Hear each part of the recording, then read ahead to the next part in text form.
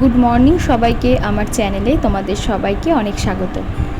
দেখতে দেখতে অনেকগুলো দিন কেটে গেল, বাড়িতে এসেছি। এবার আস্তে আস্তে বাড়ি যাওয়ার জন্য ব্যাগপত্র গোছাতে হবে। যাই হোক, সকালবেলা ঘুম থেকে উঠে মা গরম গরম রুটি আর তার সাথে চা দিয়ে গেল, এটাই খেলাম। আর জানো তো, মাম্মা এখন এখানে কদিন থাকাতে দাদু দিদা বাড়ির অন্যান্য মানুষগুলোকে খুব ভালো চিনতে পেরেছে। যখনই সকালবেলা বাবা দোকানে যায়, ও জানে দরজা থেকে বেরিয়ে যাওয়ার পরে এই ব্যালকনিতে আসলে পরেই বাবাকে দেখতে পারবে। সেই জন্য এখানে এসে কেমন দাদা দাদা করে ডাকছে। দুই বাড়ির দাদুকেই ও দাদা বলে ডাকে।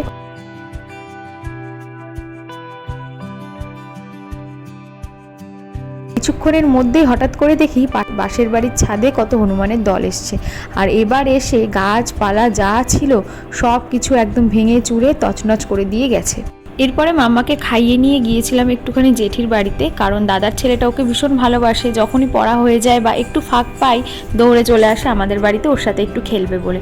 তাই ভাবলাম আমি আজকে যাই একটু জেঠি বাড়িতে। আর গিয়ে দেখি ও পড়তে গেছে। ওর অপেক্ষা করতে করতেই ও চলে আসে। তো ভাবলাম ওর কাছে রেখেই বরং আমি দৌড়ে এসে খাওয়া দাওয়া করে একবারে স্নানটা সেরে তারপরে ওকে গিয়ে নিয়ে আসবো। তো সেটাই করলাম। ও ওখানে সবার সাথে খেলছে দেখে আমি চলে আসলাম বাড়িতে। আর আসার পথে দেখলাম আমার ছোট কাকার ছেলে এরকম দুটো ছোট ছোট খরগোশ পুষেছে। এত কিউট ছিল, কিন্তু এদেরকে ধরার সাধ্য আমার নেই, কারণ কোনোদিনই আমি এরকম বিড়াল কুকুর বা খরগোশ এই জাতীয় জিনিসকে আমি ধরেই দেখতে পারি না। কেন জানি না, আমার এত ভয় লাগে। তাই জন্য দূর থেকে দেখাই আমার জন্য ঠিক আছে।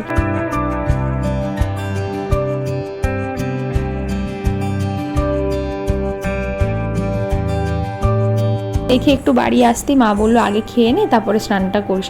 তাই আগের দিনের একটু মাছের ডিম আর তেল ছিল, সেই দিয়ে একটু আলু ভেজে নিলাম। এই দিয়ে সকালবেলাটা আমি ভাত খেয়ে নিলাম।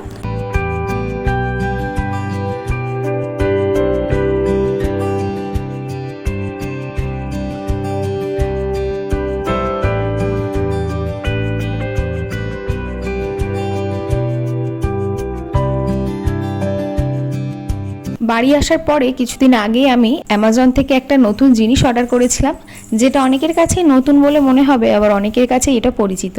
সেটা হলো একটা ছোট্ট বই, যার নাম হচ্ছে আমার শৈশব। এই বইটার মধ্যে একদম নিউবর্ন অবস্থা থেকে 7 বছর বয়স পর্যন্ত একটা বাচ্চার সম্পর্কে সমস্ত স্মৃতি, সব রকম ছোট ছোট জিনিস কিন্তু ধরে রাখার একটা মাধ্যম।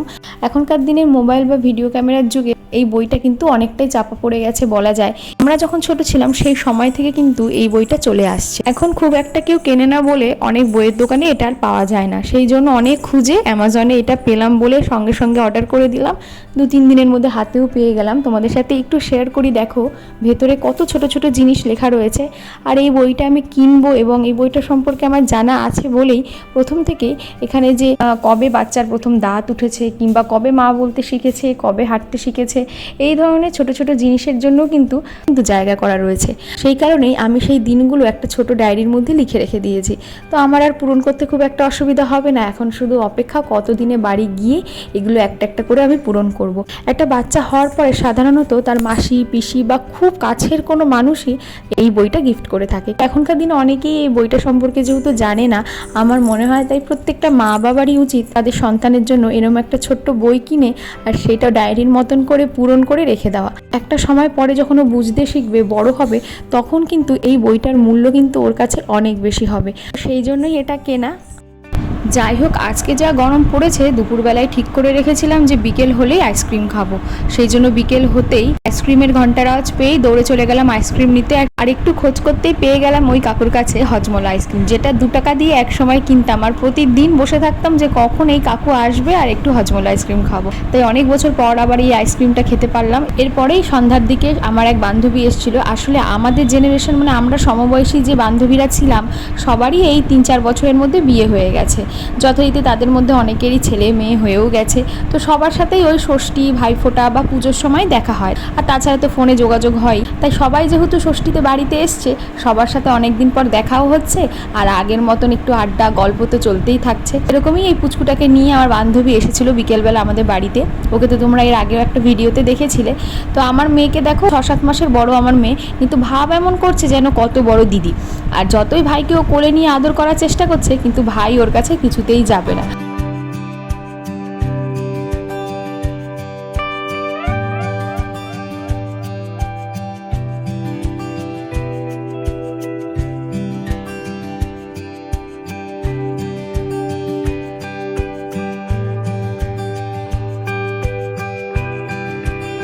তারপরে মাম্মাকে খাইয়ে ঘুম পাড়িয়ে দিই। আগে যখন ও জেগে থাকতো খেলা করতো তখন আমি ওর নখগুলো কেটে দিতে পারতাম, কিন্তু এখন ও ঘুমের মধ্যেও নখ কাটতে দেয় না। কীভাবে বুঝতে পেরে যায় জানি না।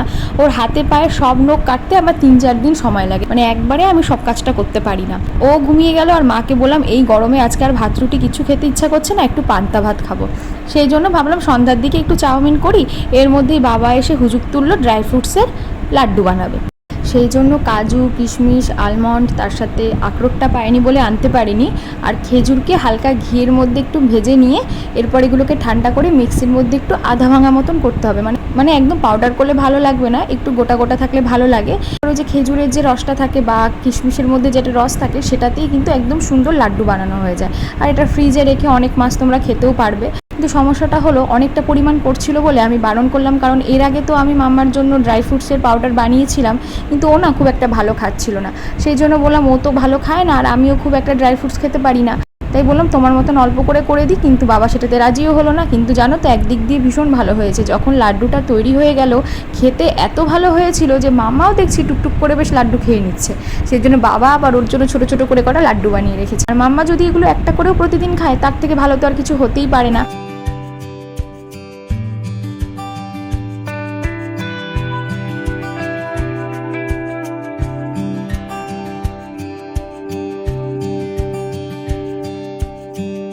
এইসব করতে করতে এতটাই রাত হয়ে গেল, রাতে আর পান্তা ভাত কী খাবো আর চাউমিনই বা কী খাবো। চাউমিন করে উঠতেই রাতের খাওয়ার সময় হয়ে গেছে, সেই জন্য চাউমিনই খেলাম আর পান্তা ভাত আজকে খাওয়া হলো না। তাই মাকে বললাম পান্তা ভাতটা রেখে দাও, কাল সকালে আমি খাবো। আর আজকে সেই বান্ধবীর সাথে অনেকদিন পর দেখা হওয়াতে গল্প করতে করতেই চাউমিনটা করছিলাম, কিন্তু ওকে এত সাদাসাদির পরে কিছুতেই ও চাউমিন খাবে না। খুব অল্প করে বললে একটু টেস্ট করবে, সেই জন্য ওকে অল্প করে দিলাম। আর মাম্মাও জানো তো এখন চাউমিনের স্বাদটা খুব ভালো বুঝেছে, একটু দেখলে পরেই বায়না শুরু করে দেয়। সেই জন্য আমার সাথে সাথে ওকে অল্প করে একটু ডিম আলু বেছে বেছে খাইয়েও দিলাম। আর এই দিয়ে আমার ডিনারটা আজকে করলাম, রাতে আর কিছুই খেতে পারিনি। তো চলো আজকের ভিডিওটাও এখানে শেষ করছি। কেমন লাগলো অবশ্যই কিন্তু জানিও, ভালো লাগলে একটা লাইক করো আর অবশ্যই আমার চ্যানেলটাকেও সাবস্ক্রাইব করো। তাহলে চলো আজকের মতন টাটা, আবার পরের ভিডিওতে দেখা হচ্ছে। সবাই ভালো থেকো, সুস্থ থেকো। Thank you.